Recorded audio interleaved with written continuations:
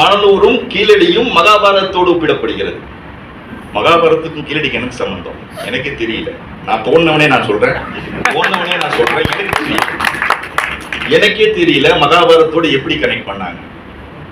ஏனென்றால் கனெக்ட் பண்றதுக்கான ஒரு வாய்ப்பு, அது ஒரு குந்தி தேவி சதுர்வேதி மங்கலம் என்று ஒரு கல்வெட்டில் ஒரு குறிப்பு இருக்கிறது. கொந்தகை என்று சொல்றோம் ஊரு.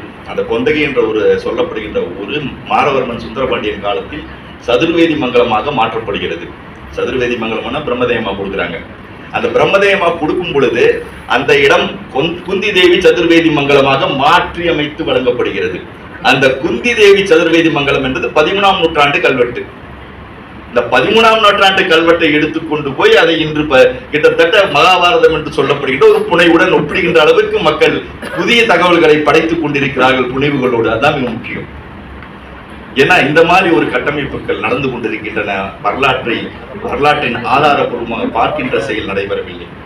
ஏனென்றால் அந்த மணலூர் இடம் ஏற்கனவே பாத்தீங்கன்னா மகாபாரதத்தோட ரிலேட் பண்ண இடம் தான். அதை 1880 கோத்சவ் ஒப்பாட்டுங்கிற ஒரு ரஷ்யன், அவர் தான் அதை மகாபாரதத்தோட ஒப்பீடு செய்திருந்தார். அவர் பாத்தீங்கன்னா ஒரு பிரசிடென்சி காலேஜில் சமஸ்கிருத பேராசிரியராக இருந்தவர் தான். அந்த மகாபாரதத்தில் அர்ஜுனனுடைய கதை வரும், சித்ராந்தகா என்கிற ஒரு கதை வரும். சித்ராந்தகா என்ற கதை பெரும்பாலும் மணிப்பூரோடு தான் கனெக்ட் பண்ணிட்டு இருந்தாங்க. இன்னும் பாத்தீங்கன்னா மணிப்பூர்ல தான் அதற்கான ஒரு பழங்குடி நாடகமே நடத்தப்படும். நீங்க மணிப்பூர்ல போனீங்கன்னா அந்த நாடகம் அர்ஜுனன் அங்கு வந்ததாகவும் அந்த பெண்ணை திருமணம் செய்து கொண்டதாகவும் அவனுக்கு ஒரு ஆண் குழந்தை பிறந்ததாகவும் அவன் தான் அர்ஜுனுடைய மகனாகவும் இன்றும் ஒரு நாடகம் அந்த நம்முடைய பழங்குடி மக்களிடையே நடத்தப்பட்டு கொண்டிருக்கும். அந்த இடம் தான் மணிப்புரா என்று அழைக்கப்பட்டது. அந்த மணிப்புரா அது கிடையாது, அது மணலூர் தான்.